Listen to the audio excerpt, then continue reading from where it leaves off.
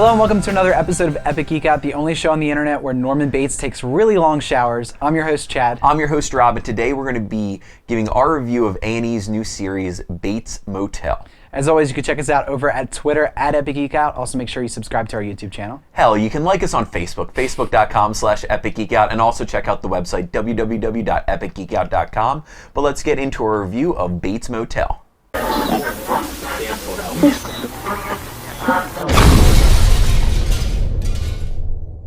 So today we're back in TV with probably the last big premiere of this season. With Bates Motel, it stars Vera Farmiga, Freddie Highmore, and it is created by Carlton Cuse, who is one of the co-writers on Lost. And it follows also one of the writers from Friday Night Lights too, which is pretty cool, which we both like that show. So great show. It follows kind of the prequel, it's like a prequel format to Psycho. But set in current day. But set in current day. Kind of loosely based on it, but because there's definitely some conflicting things. But starts with Norman Bates, I almost forgot his name, and his mother, Norma Bates, which is funny, and then going to this small town and purchasing the motel, which is famous from the Psycho movies. So it's him as a kid, kind of growing up with his mother, which there's a strange relationship there, kind of with this town and whatnot, and kind of developing into the villain of the movie series. And then kind of like starting over. It's right. They move a lot and stuff like that. And I don't want to spoil anything, but there is a murder in this pilot episode, and we saw the pilot. There has been since another episode that has been on. It's on A&E, and I don't know. Are they big with any other shows? I mean, AMC obviously is huge. Yeah, I'm not sure. But this might be like their first kind of like hard hitting drama. So far some crazy stuff has happened.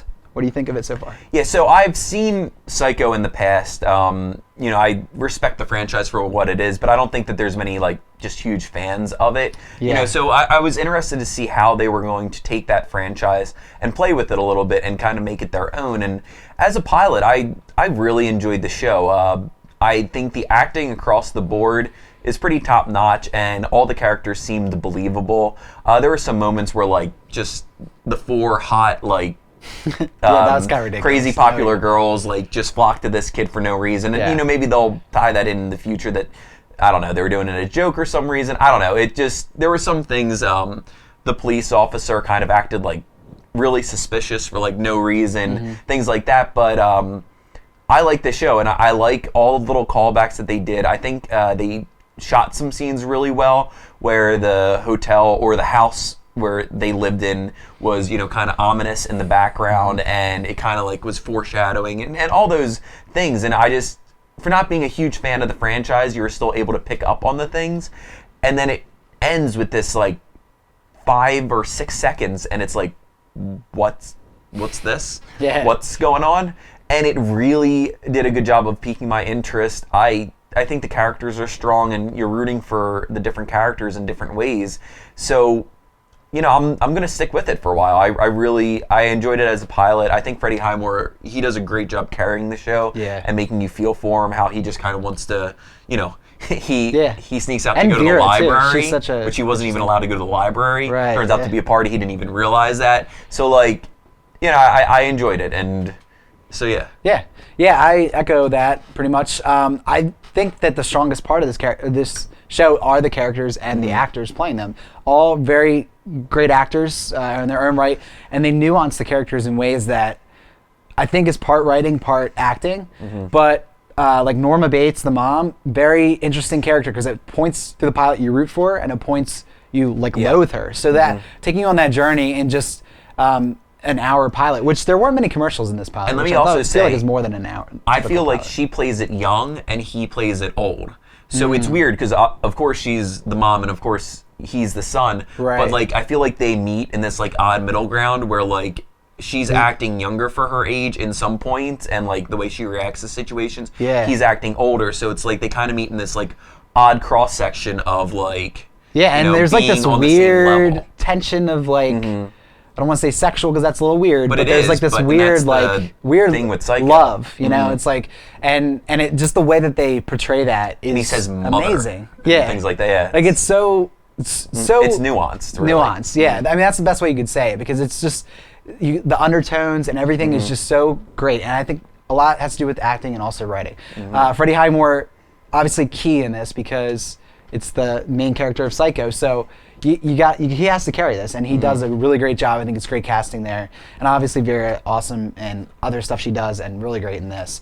As a whole, I'm not quite sure where it's going to go. It's a really good. We say this all the time with pilots, but it's a really good pilot episode. But I could see it going a little bit into like the teen angstiness, which I could like give or take, but kind of like him having to be an adult and deal with these crazy situations that his mother's putting him in, I think is the more interesting route, and I really hope it kind of sticks to that. I really liked how they made the town a character in this, and there's other things we've seen recently that we kind of commented on that, and that's a huge thing, and it's hard to do, you have to kind of make that, and I think that kind of the townspeople are personifying the town, like the sheriff, who's played by Eyeliner Alpert from Lost, which is awesome, and just creating that tension there, where it's kind of these two people and they're kind of siloed off and alone a little bit. It is going to be interesting because this did mainly focus on their relationship, and we're starting to get introduced to the side characters. But I think the side character, of course, they have to be more into it. But the side characters, his brother. Is going to come in the picture, different things like that, and I think those characters, the girls carry at the some school weight as well. Yeah. So I think overall, I'm excited to see where it takes us because I could tell that they have the foresight to kind of follow this transformation of him and kind of make it interesting, but at the same time, it's kind of like, how long are they going to drag it out? Like how can they keep this interesting to make it believable that he is becoming this crazy. And I also wonder what their goal is going to be, is if they want him to go kind of the route in like Breaking Bad, where he starts out, you feel a lot of things like that, but then towards the end, when the show ends, if it, gets picked up and stuff, if you're not rooting for him anymore, if you're, that could be cool. If it does take this full transformation, it might be out of his control, but it still might be interesting to see them go that route. Because right now he's sort of on this end of the spectrum as far as where he is in Psycho, and you could see little hints of that, which again, the nuance, but I don't know. I don't know how it's going to be. So I'm excited for it.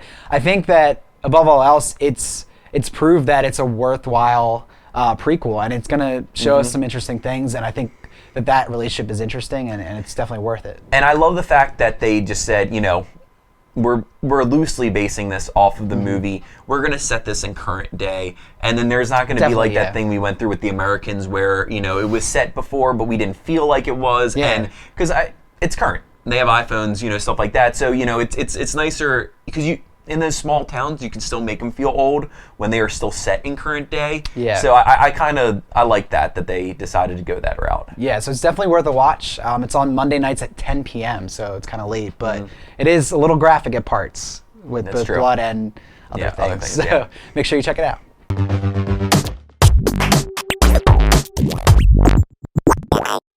So it's that time again to give some thanks for some awesome geek stuff. Rob, what's your thanks today? Well, sticking in the fact that I gave a mini review on Tuesday, I'm going to do another mini review, this time in regards to video games. This weekend I got the chance to play Gears of War Judgment. And it's definitely a mixed bag. This game is simply a Gears of War game. They added some more like horde elements into the single player game, so it's kind of like setting up waiting for waves to attack in different points. It definitely does not do enough that a next game in this series should have done. Also, you're following Colt and Baird, which is kind of like off-putting because I was never a big fan of them in the original series.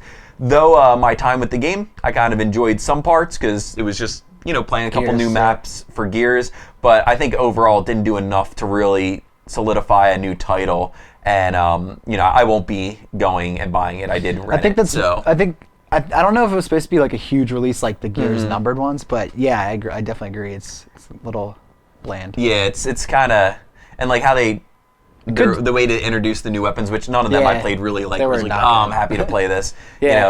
So I mean, if you're hankering for some Gears though, check it out and rent it. You're gonna have some fun with it for sure. And I think the series is kind of weighing down on us. I think we need something new. So. Yeah. All right, I'm gonna thank something that I just discovered, and I think is one of the coolest things I've ever seen. It's called followshows.com, and I watch a lot of shows, obviously because of this show and other things. And with our busy lives, it's hard to keep up with these shows. And also, now with all the streaming services and whatnot, it's hard to know where everything is at one point in time. So Follow Shows is like a social network where you can subscribe to different shows and mark shows that you've watched, so episodes that you've watched, and it'll also tell you where you can find those episodes, whether it be Netflix or Amazon or Hulu, and you can click right there. It'll take you right to the episode. Also, just keeps you current on when shows are on. I got an email today saying Bates Motel was on tonight. I was like, oh crap, I forgot it was on Mondays.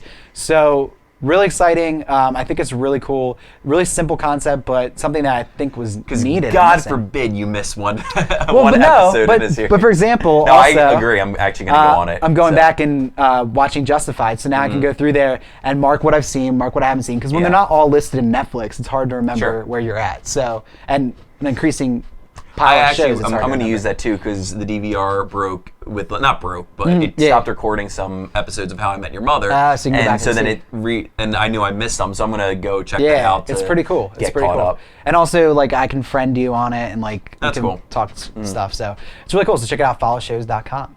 But we're going to be back next week with some more episodes for you. Thanks for watching this week. Hope you check out Bates Motel. It's really good.